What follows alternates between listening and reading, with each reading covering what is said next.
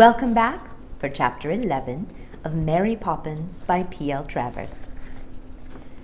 Chapter 11, Christmas Shopping. "I smell snow," said Jane as they got out of the bus. "I smell Christmas trees," said Michael. "I smell fried fish," said Mary Poppins. And then there was no time to smell anything else, for the bus had stopped outside the largest shop in the world, and they were all going into it to do their Christmas shopping. "May we look in the windows first?" said Michael, hopping excitedly on one leg. "I don't mind," said Mary Poppins, with surprising mildness. Not that Jane and Michael were really very surprised, for they knew that the thing Mary Poppins liked doing best of all was looking into shop windows. They knew, too, that while they saw toys and books and holly boughs and plum cakes, Mary Poppins saw nothing but herself reflected there. "Look, aeroplanes!" said Michael as they stopped before a window in which toy aeroplanes were careering through the air on wires. "And look there," said Jane, "two tiny babies in one cradle. Are they chocolate, do you think, or china?" "Just look at you," said Mary Poppins to herself, particularly noticing how nice her new gloves with the fur tops looked. They were the first pair she'd ever had, and she thought she would never grow tired of looking at them in the shop windows with her hands inside them. And having examined the reflection of the gloves, she went carefully over her whole person, coat, hat, scarf, shoes, with herself inside. And she thought that, on the whole, she'd never seen anybody looking quite so smart and distinguished. But the winter afternoons, she knew, were short, and they had to be home by tea time, so, with a sigh, she wrenched herself away from her glorious reflection. "Now we'll go in," she said, and annoyed Jane and Michael very much by lingering at the haberdashery counter and taking great trouble over the choice of a reel of black cotton. "The toy department," Michael reminded her, "is in that direction." "I know, thank you, and don't point," she said, paid her bill with aggravating slowness. But at last they found themselves alongside Father Christmas, who went to the greatest trouble in helping them choose their presents. "That will do nicely for Daddy," said Michael, selecting a clockwork train with special signals. "I will take care of it for him when he goes to the city." "I think I'll get this for Mother," said Jane, pushing a small doll's perambulator which she felt sure her mother had always wanted. "Perhaps she'll lend it to me sometimes." After that, Michael chose a packet of hairpins for each of the twins, a Lego set for his mother, a mechanical beetle for Robert's and I, a pair of spectacles for Ellen, whose eyesight was perfectly good, and some bootlaces for Mrs. Brill, who always wore slippers. Jane, after some hesitation, eventually decided that a white dicky would be just the thing for Mr. Banks, and she bought Robinson Crusoe for the twins to read when they grew up. "Until they are old enough, I can read it myself," she said. "I'm sure they will lend it to me." Mary Poppins then had a great argument with Father Christmas over a cake of soap. "Why not lifebuoy soap?" said Father Christmas, trying to be helpful, and looking anxiously at Mary Poppins, for she was being rather snappy. "I prefer Vinolia soap," she said haughtily, and she bought a cake of that. "My goodness," she said, smoothing the fur on the right-hand glove, "I wouldn't half like a cup of tea." "Would you quarter like it, though?" asked Michael. "There is no call for you to be funny," said Mary Poppins, in such a voice that Michael felt that indeed there wasn't. "And it is time to go home." There, she'd said the very words they'd been hoping she wouldn't say. That was so like Mary Poppins. "Just 5 minutes longer," pleaded Jane. "Ah, do, Mary Poppins, you look so nice in your new gloves," said Michael wilily. But Mary Poppins, though she appreciated the remark, was not taken in by it. "No," she said, and closed her mouth with a snap and stalked towards the doorway. "Oh dear," said Michael to himself as he followed her, staggering under the weight of his parcels. "If only she would say yes for once." But Mary Poppins hurried on, and they had to go with her. Behind them, Father Christmas was waving his hand, and the Fairy Queen on the Christmas tree and all the other dolls were smiling sadly and saying, "Take me home, somebody." And the aeroplanes were all beating their wings and saying in bird-like voices, "Let me fly! Ah, do let me fly!" Jane and Michael hurried away, closing their ears to those enchanting voices, and feeling that the time in the toy department had been unreasonably and cruelly short. And then, just as they came towards the shop entrance, the adventure happened. They were just about to spin the glass door and go out, when they saw coming towards it from the pavement the running, flickering figure of a child. "Look!" said Jane and Michael both together. "My gracious goodness, glory me!" exclaimed Mary Poppins, and stood still. And well she might, for the child had practically no clothes on. Only a light, wispy strip of blue stuff that looked as though she had torn it from the sky to wrap round her naked body. It was evident that she did not know much about spinning doors, for she went round and round inside it, pushing it so that it should spin faster and laughing as it caught her and sent her whirling round and round. And then suddenly, with a quick little movement, she freed herself, sprang away from it, and landed inside the shop. She paused on tiptoe, turning her head this way and that as though she were looking for someone. Then, with a start of pleasure, she caught sight of Jane and Michael and Mary Poppins as they stood half hidden behind an enormous fir tree, and she ran towards them joyously. "Oh, there you are! Thank you for waiting. I'm afraid I'm a little late," said the child, stretching out her bright arms to Jane and Michael. "Now," she cocked her head to one side, "aren't you glad to see me? Oh, say yes, say yes!"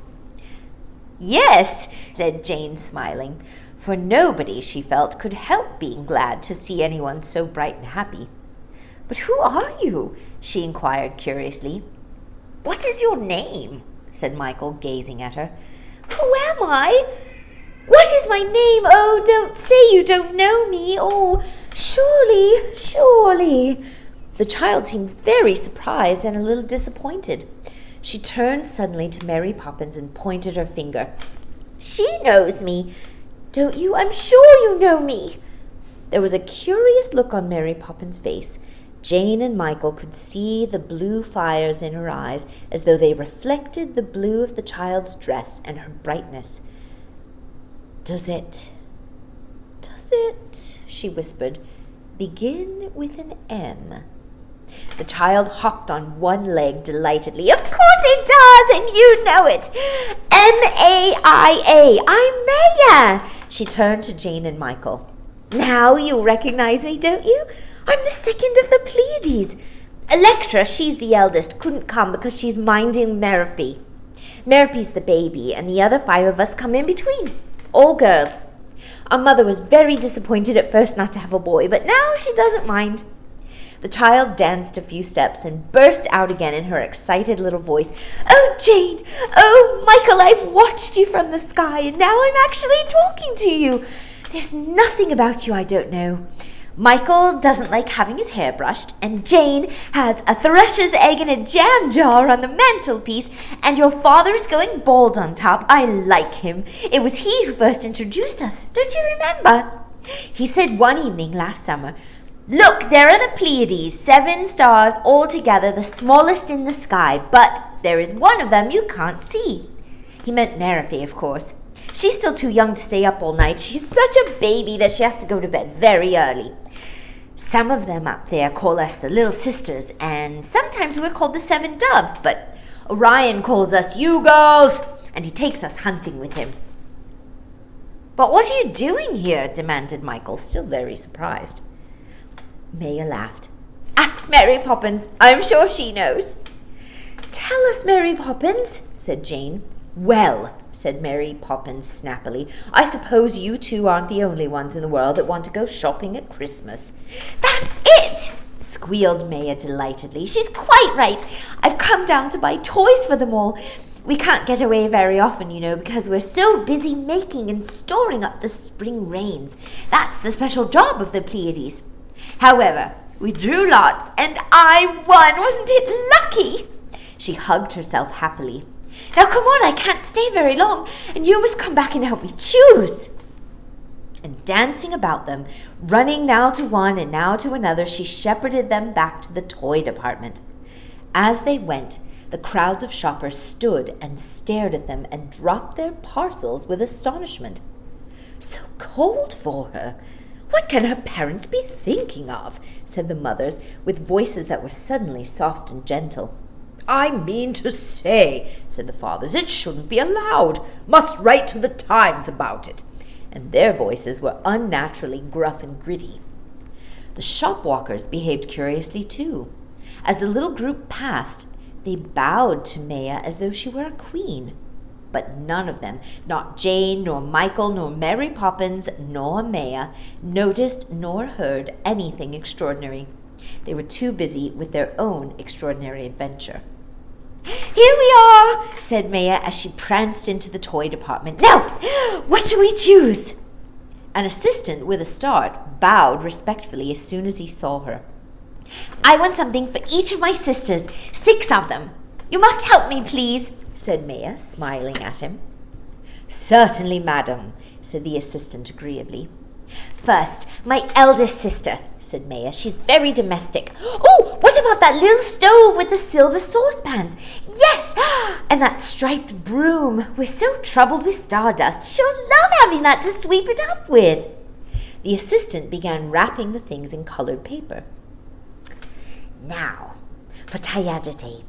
She likes dancing. Don't you think, Jane, a little skipping rope would be just the thing for her? You'll tie them carefully, won't you? She said to the assistant. I have a long way to go. She fluttered on among the toys, never standing still for a moment, but walking with a light, quicksilver step as though she were still twinkling in the sky. Mary Poppins and Jane and Michael could not take their eyes off of her as she flickered from one of them to the other, asking their advice. Then there's Alcyone. She's difficult. She's so quiet and thoughtful and never seems to want anything. A book, do you think, Mary Poppins? What is this? The Swiss Robinsons. I think she would like that. And if she doesn't, she can look at the pictures. Wrap it up. She handed the book to the assistant. I know what Selino wants, she went on. A hoop. She can bowl it across the sky in the daytime and make a circle of it to spin about her at night. She'll love the red and blue one. The assistant bowed again and began to wrap up the hoop. Now, there are only the 2 little ones left. Michael, what would you advise for Steropy? What about a top? Said Michael, giving the question his earnest consideration. A humming top. What a good idea! She'll love to watch it go waltzing and singing down the sky. And what do you think for Merope, the baby, Jane? John and Barbara, said Jane shyly, have rubber ducks. Maya gave a delighted squeak and hugged herself. Oh, Jane, how wise you are! I should never have thought of that. A rubber duck for Merope, please. A blue one with yellow eyes. The assistant tied up the parcels while Maya ran round him, pushing at the paper, giving a tug to the string to make sure that it was firmly knotted. That's right, she said. You see, I mustn't drop anything. Michael, who had been staring steadily at her since she first appeared, turned and said in a loud whisper to Mary Poppins, But she has no purse. Who will pay for the toys? None of your business, snapped Mary Poppins, and it's rude to whisper.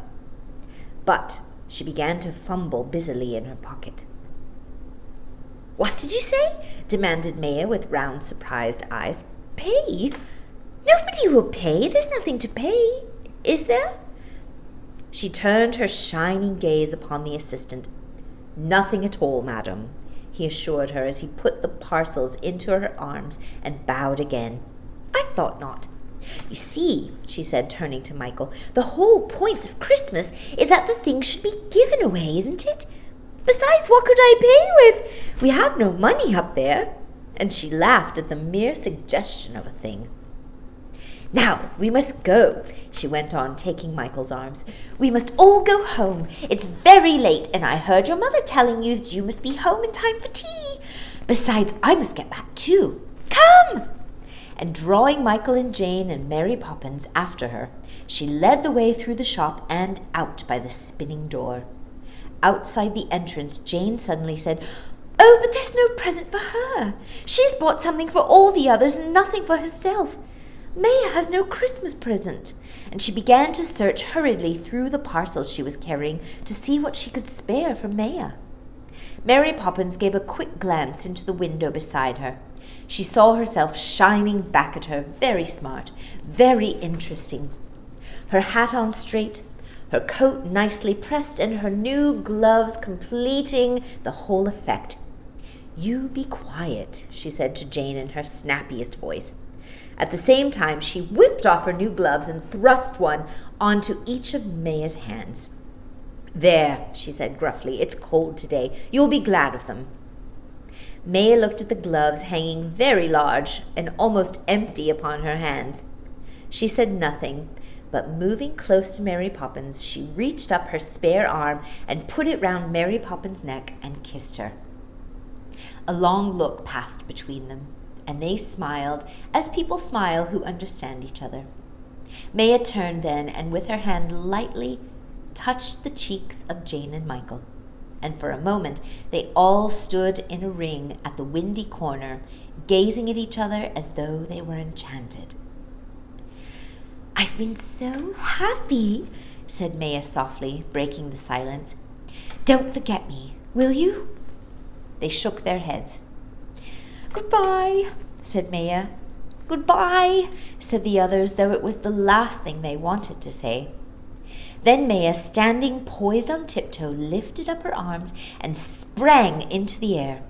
She began to walk up it step by step, climbing ever higher, as though there were invisible stairs cut into the gray sky. She waved to them as she went, and the three of them waved back. "What on earth is happening?" somebody said close by. "But it's not possible," said another voice.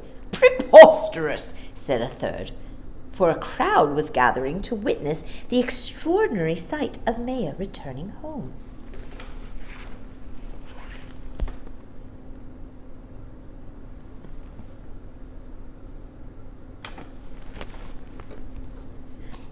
A policeman pushed his way through the throng, scattering the people with his truncheon. Now, what's all this? An accident or what?" He looked up, his gaze following the rest of the crowd. "Here," he called angrily, shaking his fist at Maya. "Come down! What you doing up there? Holding up the traffic and all! Come down! We can't have this kind of thing, not in a public place. 'Tisn't natural." Far away they heard Maya laughing and saw something bright dangling from her arm. It was the skipping rope. After all, the parcel had come undone. For a moment longer they saw her prancing up the airy stair, and then a bank of cloud hid her from their eyes. They knew she was behind it, though, because of the brightness that shone about its dark, thick edge. "Well, I'm jiggered," said the policeman, staring upwards and scratching his head under his helmet. "And well you might be," said Mary Poppins, with such a ferocious snap that anyone else might have thought she was really cross with the policeman. But Jane and Michael were not taken in by that snap, for they could see in Mary Poppins' eyes something that, if she were anybody else but Mary Poppins, they might have described as tears. "Could we have imagined it?" said Michael when they got home and told the story to their mother. "Perhaps," said Mrs. Banks. "We imagine strange and lovely things, my darling." "But what about Mary Poppins' gloves?" said Jane. "We saw her give them away to Maya, and she's not wearing them now, so it must be true." "What, Mary Poppins!" exclaimed Mrs. Banks. "Your best fur-topped gloves! You gave them away? Mary Poppins sniffed. My gloves are my gloves, and I do what I like with them, she said haughtily, and she straightened her hat and went down to the kitchen to have her tea.